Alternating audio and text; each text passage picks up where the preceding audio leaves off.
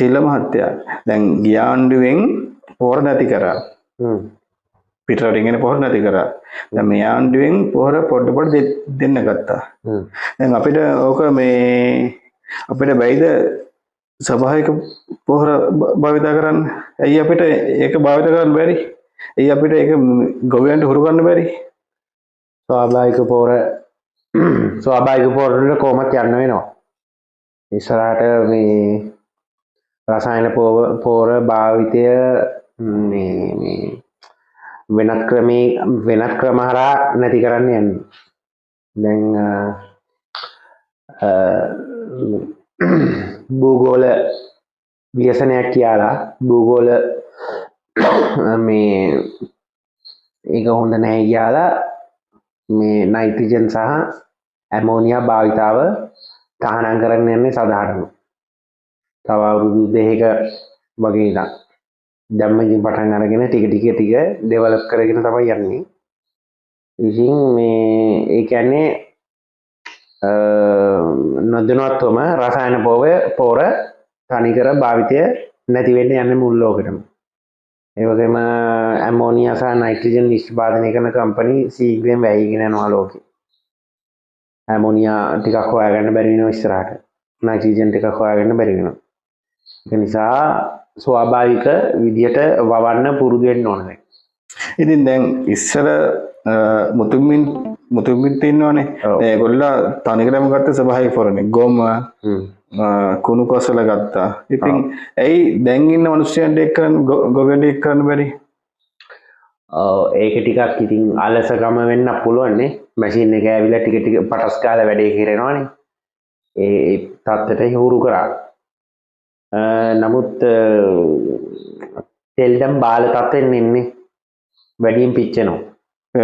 Petrol diesel මේ ඒකත් ගොවියන්ට තේරලා තින්නේ. ඔය මේ YouTube එකේම තියෙන ඇමරිකාවේ කැනඩාවේ ඉංගලන්තේ මහා පරිමාණ ගොවියෝ අක්කර දහස් ගානක වතුවල ගොවියෝ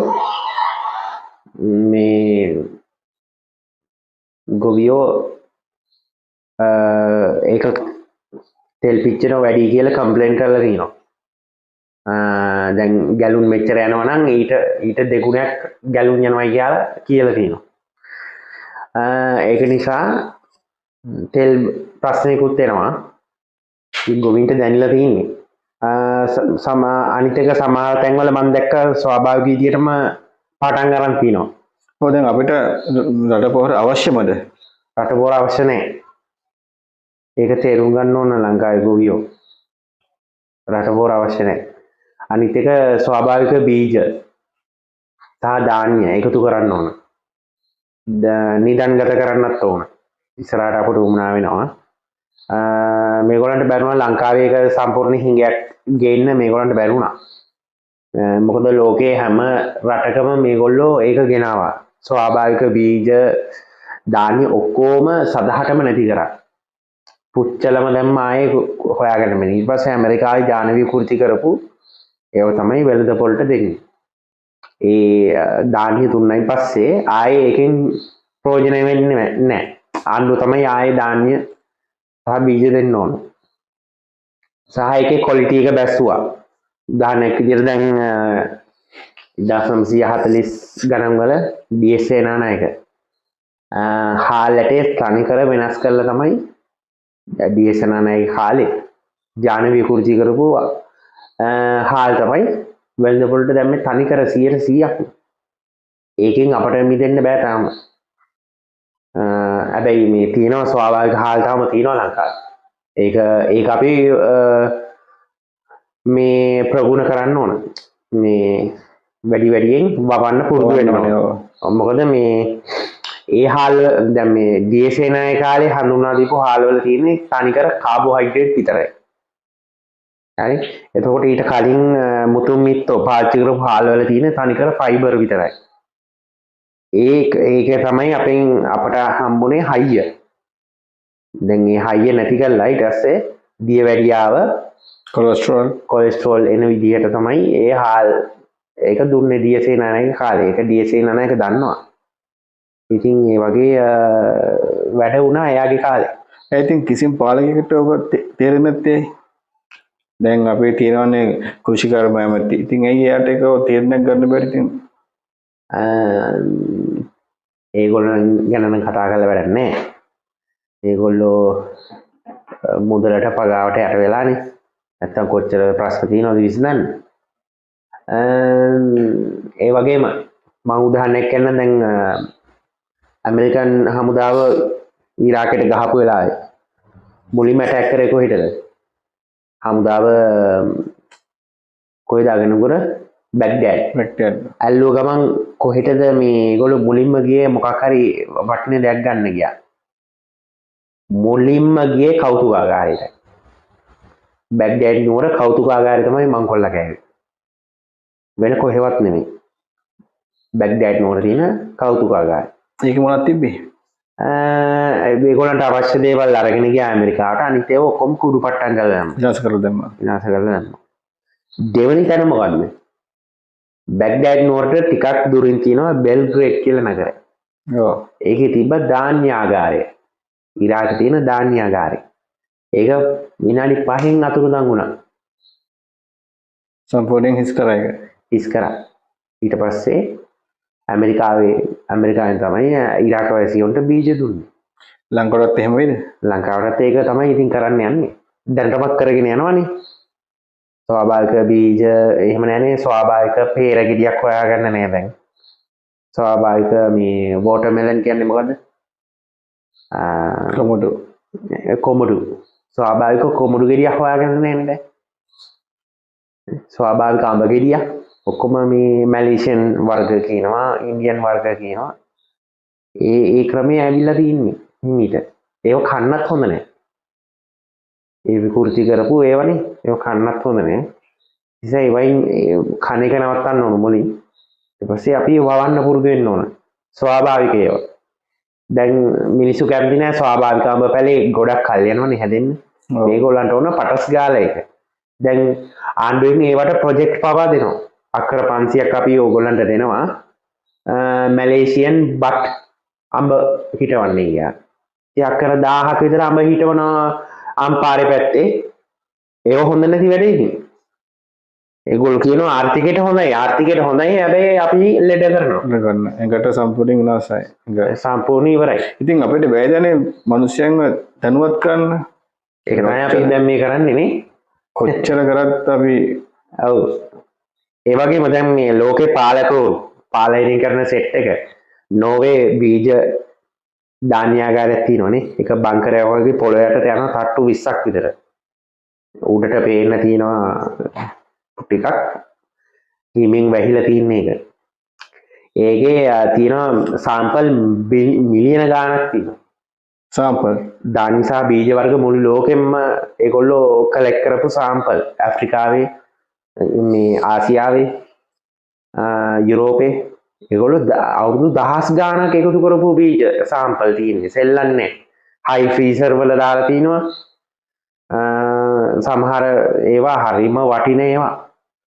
ඉතින් මේ අපි තේරුම් ගන්න ඕනේ ඇයි මේගොල්ලෝ මේව එකතු කරන්නේ කියලා. රටක් ආක්‍රමණය කරනකොට එක දෙයක් තමයි ධාන්‍ය සහ බීජ පාලනය. ආහාර රටාව පාලනය ගැනීම. මේ මිනිසාගේ ශක්තිය අඩු කරන්න ඒගොල්ලන්ගේ බීජ සහ මනස පාලනය කරන්න ඕම පාලනය කරන්නේ බීජ සහ ධාන්‍ය වලින්. කෑම බීම සම්පූර්ණයෙන්ම. ඒක තේරුම් ගන්න ඕනේ. මෙහෙමයි මේ පිටසක් වල ජීවීන් කොහොමද මේ රටවල ආක්‍රමණය ගන්නේ. ඔව් දැන් අපි ඉස්සර මුතුමින්තෝ මේ අල වර්ග ඒවා තමයි මේ කෑමට ගත්තේ. ඔව්. දැන් කෙලින්ම මේ ෆ්‍රයිඩ් රයිස් කොත්තු දියාප් මොන තව තියෙනවා ෆැස්ටා. ඔව්. ඉතින් ඒවා තව එකක් කියනවා දැන් ලංකාවේ මිනිස්සු දඟලන ඇමරිකාවේ යන්නේ. ඇමරිකාවේ ගියොත් ඉතින් ඊට වඩා හොඳයි වහබෝන එක තමයි හොඳ ඇමරිකාවේ යනකොට. අපි ලංකාවෙන් පිට යන්න හොඳ නැද්ද? ලංකාවෙන් පිට නොයන්න කියලා එක මනසට දැනෙන්න එපා. මම ලංකාවෙම ඉන්න ඕන. ලංකාවෙම ඉන්න ඕන අර්ගල් වලට යන්න නැතුව. ඒ වගේ ඒ විදිහට මානසිකත්වයක් තියෙනවා කියන්නේ අනිවාර්යෙන්ම ඉතින් යා හෙලෙක් තමයි. ඇයි අර්ගල් වලට යන්නේ මොකද? තණ්හාව නිසානේ. බණ්ඩාගාරේ රුපියලක් නැහැ කියලා දැන මොකටද අරගල වලට යන්නේ? කවුරු ගෙන්නද? කවුරු ගෙන්නද? කවුරුත් නැහැ හොඳට රට පාලනය කරන්න මේ සෙට් එකේ. ඒක එහෙනම් අරගල කරන්න ඕන පාර්ලිමේන්තු සිස්ටම් එක නැති කරලා. දේශපාලනකින් සම්පූර්ණ නැති ගන්න. සම්පූර්ණ දේශපාලනයක් නැහැ. ඒතර තමයි මුළු ලෝකෙම බලලා ලංකාව දිහා ලෝකෙම පණිවිඩයක් එවනවා ලංකාවට. හරි? ඔයගොල්ලෝ තීරණයක් ගන්න මේ මිනිස්සු ඔයගොල්ලන්ට කැමති නැහැ කිසි කෙනෙක්ට. ඒක තමයි ඒගොල්ලෝ එවන නිවුස් එක. ඒ තැනටපත් වෙන්න ඕන ලංකාවේ නැත්නම් ඉතින් මේක ගොඩ ගන්න බෑ කවදාවත්. කොහොමත් ඉතින් කටු ගහලා ඉන්නේ. ඔව්. ජනගහණයෙන් භාගයක් මැරෙනවා කටු වලින්. ඊට පස්සේ ස්වාභාවික විසිනින් ඊටු ටිකක් යනවා. ඉතින් වළක්වන්න බෑ. මම මේ ඔබතුමාගෙන් අහන්නේ දැන් මම වාර්තාකම් පිට අහන්නේ. ඔව්. ඔබතුමා කිව්වා අනාවැක තාම සක්‍රියයිද? සක්‍රිය තමයි අනිවාර්යෙන් 18ට පල්ලෙහාට වෙනවා. 1000 පල්ලෙහාට යනවා. කිසි ප්‍රශ්නයක් නැහැ. මං කවදා බොරු කියලා නැහැ YouTube එකට ඇවිල්ලා රුපියලක් හම්බ කරලත් නැහැ. සමහරු මට බැන ටැබ්ලට් පවා හදලා තිනවා. ඒ කියන්නේ කොරෝනා මේ එන්නත ගහගන්න එපා මගේ ටැබ්ලට් එක බොන්න කියලා. දැන් යා ප්‍රකෝටිපතියෙක් වෙලා තිනවා. මටත් බැන්න යා. ඇමරිකාවේ කම්පැනි මේ ආනයනය කරනවා. නොමිලේ බෙහෙත් දෙනවා කියලා මිනිස්සුන්ට බෙහෙත් දෙනවා. ඒ බෙහෙතේ වැටි ඇත්තටම වැඩක් නැහැ. ඒ ටැබ්ලට් එක ඇති වැඩකුත් නැහැ. අද ප්‍රකෝටිපතියෙක්. අන්තිමට ඉතින් එයා ජීවිතේට කිව්වද මේ කට්ට ගහගන්න එපා. ඒක නෙවෙයි ප්‍රචාරය කරේ. ඒක නෙවෙයි ප්‍රචාරය කරේ. එයා කියන්නේ මේ කට්ට ගහගන්න නැතුව මගේ බෙහෙත බොන්න. කට්ට ගහන්න නැතුව? ඔව්. ඉතින් මටත් තිබ්බනේ බෙහෙතක් නිර්මාණය කරන්න. ආඩතෝඩයි. තව මේ ඉරුමූසියයි සෙට් එකක් දාලා මටත් කරන්න තිබ්බා මේ මෙන්න බෙහෙත කියලා. ඒක හරියන්නේ නැහැ. අනිත් එක මේ කොරෝනා දැන් මේ එන්නත ගැහුවයින් පස්සේ කිසිම ලෙඩ ලෝක ලක්ෂණයක් දැනෙන්නේ නැති එක්කෙනා තමයි දරුණුම එක්කෙනා. දරුණුම සොම්බියයි. ඔව් ඇත්තටම කොවිඩ් කියන්නේ මොකද්ද? කොරෝනා කියන්නේ. කොවිඩ් කියන්නේ ඇත්තටම කිව්වොත් ඒක වසංගතද ඇත්තටම? ඇත්තට වසංගතයක් නෙවෙයි කොහොමද? ඒක පහේජී සිග්නල් එකයි ඇඟට වහ දාලා ඒක කන්ට්‍රෝල් කරනවා. ඒතර කැටලිස්ට් එකක් විදිහට දානවා අයිස් මද්ද්‍රව්‍ය. ආයි ඉවරටම ඉවරයි. සොම්බිම තමයි ආයි. සොම්බිටත් එහා. දැන් තව මාසෙකින් දෙකකින් බලාගතයි. ඒ ටික. දැන්ටම මේ වීඩියෝ මුදාහැරලා තිනවා YouTube එකේම. මම දැක්ක. රටවල් වල ඒ අයිස් ගහලා ඉතින් කොහොමද කට්ට ගන්න ඉන්නේ. ඔව් ඒක තන ඉන්න නැමලා ඉන්නවා. පැය ගණන් ඉන්නවා. ඔව් පැය ගණන් ඉන්නවා. ඒකයි. ඉතින් මේ දැන් ඇමරිකාවේ යන්න ඉන්න මිනිස්සුන්ට මේක විශේෂයෙන් කියන්න ඕන. ඇමරිකාවෙන් මේ නීතියක් තියෙනවා. ගොවි පොලක එළකිරි කවදාවත් එයාට බෑ පිටමිනියෙක්ට විකුණන්න. ඔයා ඇමරිකාවේ ගොවි පොලක අයිතිකාරයෙක් නම් ඔයාට එළදෙන්නු ඉන්නවා. ඔව්. එළදෙනෙන්ගෙන් එන කිරි ටික ඔයාට බෑ යාළුවෙක්ට විකුණන්න. තනිකර ඔයා කාටද දෙන්න ඕනේ කියන්නේ. දෙහි තියෙන ආණ්ඩුවට. ගවර්න්මන්ට් සප්ලයියට දෙන්න ඕන. කෙලින්ම එයාට තමයි වෙන්නේ. සප්ලයි එකෙන් පිට වික්කොත් ඔයා හිරේ දාන්න. මොකද ඒකේ තියෙන දැන් මොකද ඒකේ තියෙන මේ මොකද ඒකේ දැන් ඇමරිකාවේ තියෙන නිදහස මොකද්ද? ඔව් දැන් අපේ මිනිස්සු try කරන රට යන්න. දැන් අපේ ටැක්ස් වදින්නේ පොඩි ගණක් විතරයි. ඔව්. ඒ කන්න ටැක්ස් එක, වතුර බොන ටැක්ස් එක. ඔව්. ඇවිල්ලා ටැක්ස් වදිනවා. ඔව්. පාරේ පුත්සයිකල් එක යන්නත් ලයිසන් එකක් තියෙනවා. මාළු අල්ලන්න බෑ ලේක් එකක.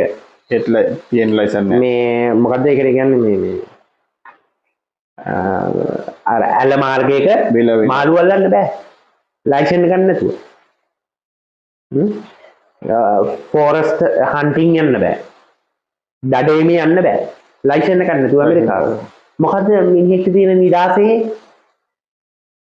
ඉතින් දැනට තියෙන තත්ත්වයේ ඇමරිකාවේ හැම ගොවිපලක්ම ඇමරිකාවේ ආණ්ඩුවම දැන් සල්ලි වලට ගන්නවා.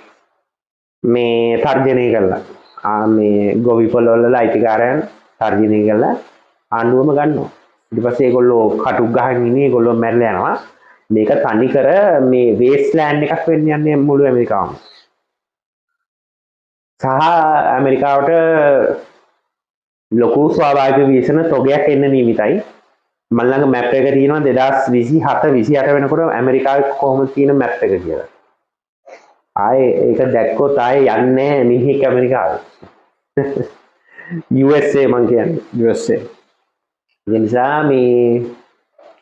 මේගොල්ලෝ ශීඝ්‍රයෙන් කෑම රටාවල් පාලනය කරන්න යන්නේ ලෝකෙ අපේ ලංකාවේ මිනිස්සුන් මොන වේද ලංකාවේ මිනිස්සු අපි වැඩි කතා කරන්න හොඳ නෑ මේ මොකද මේ දැන් ගෲප් ගෑහිලා ටවුන් වලින් පිට යන තත්ත්වයේ එන ගොඩක් වැඩි වුණා මගේ වීඩියෝ වලින් පස්සේ. ඉතින් ඒ ගෲප් වල ඉන්නවා දැන් කටු ගහපු කට්ටියයි නොගහපු කට්ටියයි මේ ඒ කියන්නේ හොඳ නැති මිනිස්සුත් ඉන්නවා ගොඩක්. හරි. දැන් මට ඒවා සෙට් වෙලා තියෙන්නේ. ඒක නිසා බොහොම පරිස්සමෙන් මම කතා කරන්න ඕනේ YouTube එකට ඇවිල්ලා. කොහොමද මේක ලෑස්ති වෙන්නේ කියලා. ලෑස්ති වෙන විදිහ මම කියලා තියෙන්නේ. ඊට එහා කියන්න හොඳ නැහැ. කියන්න හොඳ නැහැ අතර කිව්වොත්. මොකද සතුරා ඊට පස්සේ ඒකේ ප්‍රයෝජන ගන්න. සතුරා කියන්නේ මේ වැරදි ඥාන තියෙන කට්ටිය ඒකේ ප්‍රයෝජන ගන්නවා. ප්‍රයෝජනෙ ගත්තාට පස්සේ වෙන ස්වාභාවික ව්‍යසන වෙන්න ඕනේ ඒ උන් ටික මරලා දාන්න.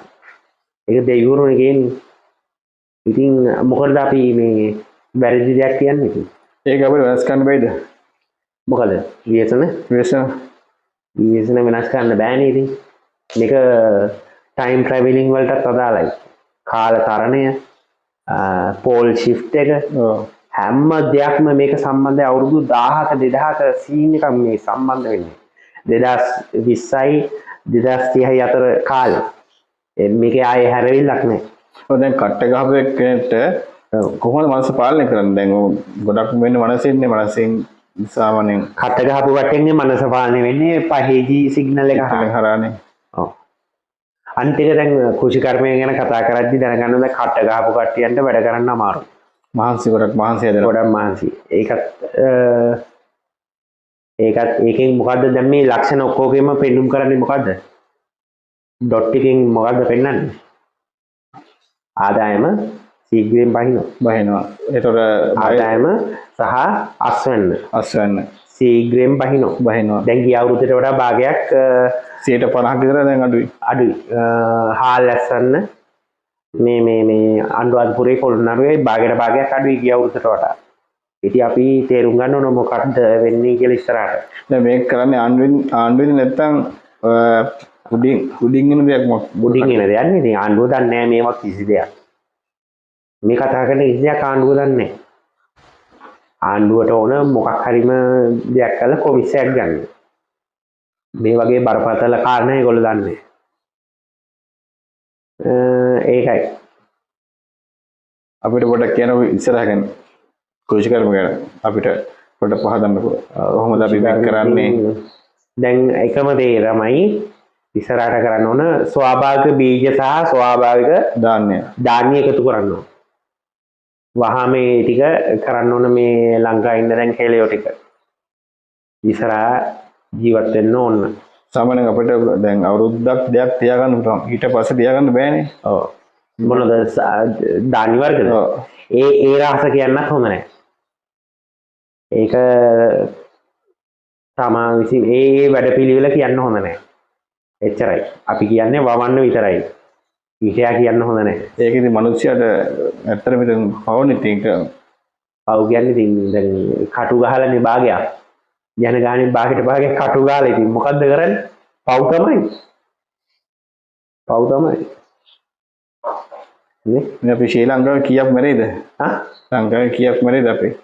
ජනන සංඛ්‍යාවකින් එහෙම කියන්න බෑනේ. දැන් ඉස්පිරිතාලවල මෝචරීට ගියොත් බලාගත්තයි. නේ?